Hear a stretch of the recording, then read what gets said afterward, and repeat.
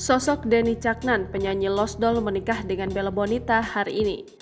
Denny Caknan dikabarkan akan melepas masa lajangnya di tanggal cantik hari ini, Jumat 7/7/2023 atau 7 Juli 2023. Penyanyi asal Ngawi, Jawa Timur ini akan melaksanakan ijab kabul di sebuah hotel di Blitar, Jawa Timur, tempat asal calon istri Bella Bonita. Kabar ini pun santer terdengar dan membuat para penggemarnya begitu berbahagia. Denny merupakan penyanyi dan penulis lagu yang beberapa tahun belakangan tengah naik daun. Pemilik nama asli Denny Setiawan itu lahir di Ngawi 10 Desember 1993.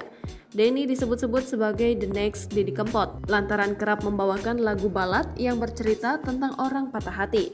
Denny dikenal dengan musiknya yang menggabungkan unsur pop Jawa, campur sari, dan koplo. Sederet lagunya yang meledak seperti Kartonyono Medot Janji, Lost Doll, Satru, Galih Welasku, dan lain-lain.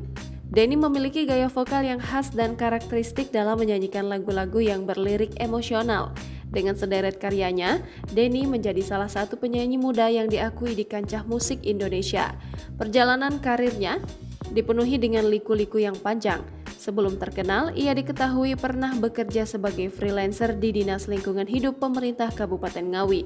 Provinsi tersebut ia jalani untuk membantu membayar biaya kuliahnya saat itu. Di awal karirnya pada tahun 2017 hingga 2018, ia juga pernah mencoba aliran musik pop dengan merilis beberapa lagu bertajuk Telah Berbeda, Kampung Halaman, dan Tepian Nyaman. Sayangnya lagu-lagunya kurang diminati oleh masyarakat, sehingga ia memutuskan untuk mencoba aliran musik yang lain. Terinspirasi oleh Didi Kempot, The Father of Broken Heart, ia pun merilis lagu dangdut koplo campuran bahasa Jawa dan bahasa Indonesia.